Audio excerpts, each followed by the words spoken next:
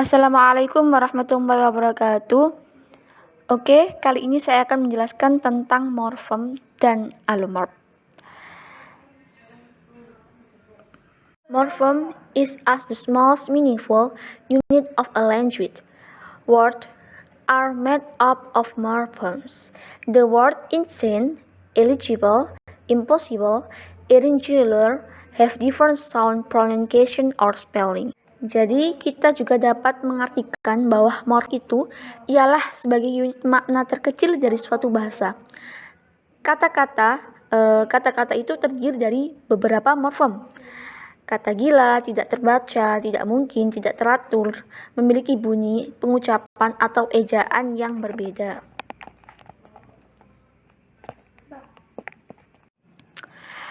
And then we talk about allomorph.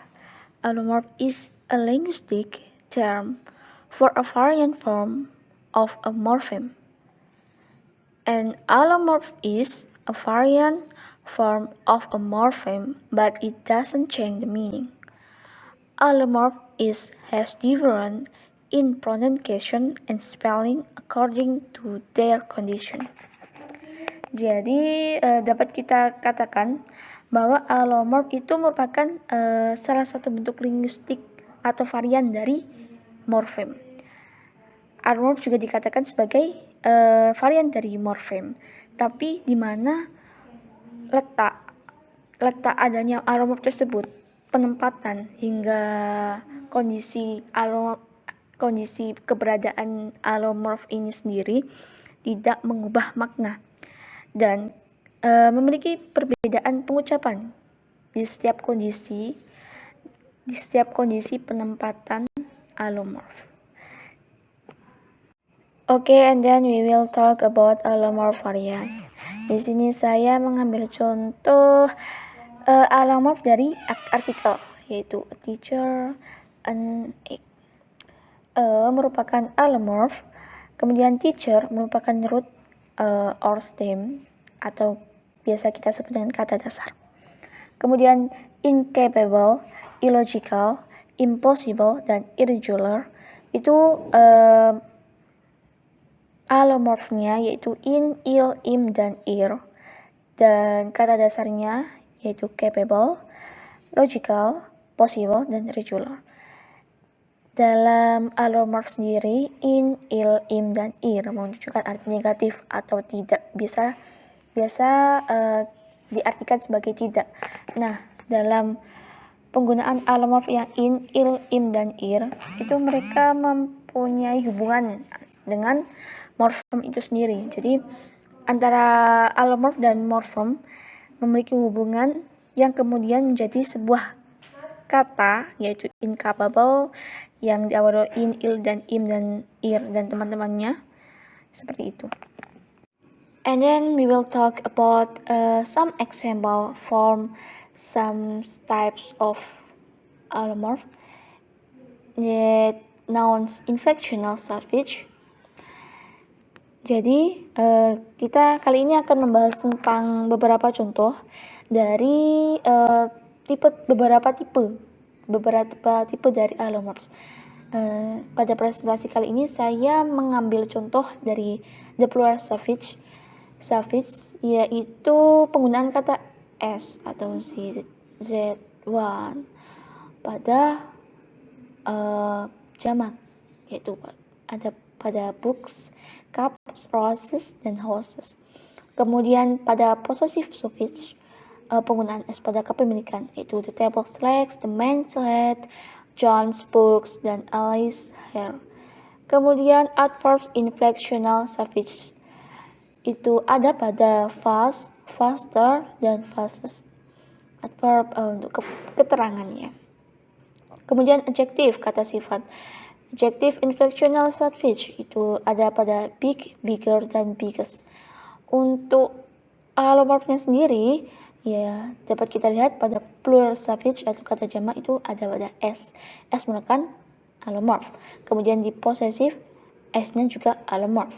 Nah, s ini yang membedakan s dari jamak dan posesif, jika di jamak menunjukkan arti banyak, S menunjukkan arti banyak, sedangkan di possessive S di sini menunjukkan kepunyaan.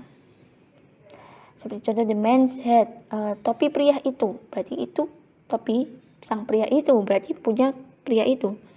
Kemudian lihat adverb, itu kita lihat pada a fast, itu tambahan pada er dan est. Sama halnya dengan adjektif, itu juga tambahan er dan est. Jadi allomorphnya itu pada er dan est. Finally, we will discuss about some allomorph and morpheme. It is some example of relationship between allomorph and morpheme. Oke, nomor 1, yaitu disability, memiliki 2 morfem. Description-nya yaitu dis dan ability. Dis merupakan allomorph atau morfemnya. Kemudian ability merupakan root atau kata dasar. Kemudian artinya ya cacat. Dan disadvantageous karena kita tidak dapat menemukannya dalam kamus. Jadi ketika sebuah kata allomorph maupun morfem jika tidak ditemukan dalam kamus, jadi bukan merupakan dari bentukan dari allomorph dan morfem, namun tetap memiliki arti, namun bukan termasuk saja ya. Kemudian dividedness sama halnya dengan disadvantageous. Kemudian invitation memiliki 2 morfem atau allomorph. Description-nya invite merupakan root atau kata dasar, dan dition merupakan allomorph atau morphemnya, berarti undangan. Incalculable merupakan number of morphem atau allomorphnya ada 3.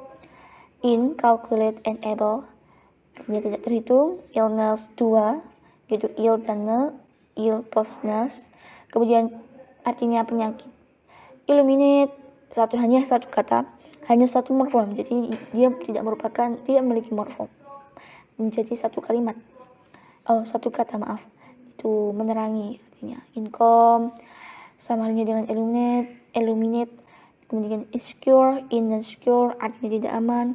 Kemudian replace dan place artinya menggantikan. Jadi itu beberapa contoh, beberapa penjelasan tentang bagaimana membedakan, memecah, dan mengidentifikasi mana yang morfem atau allomorph dan mana yang root atau kata dasar.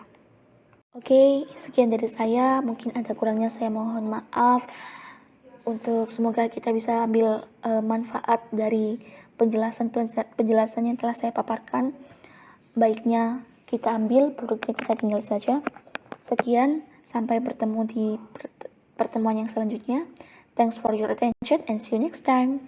Goodbye guys.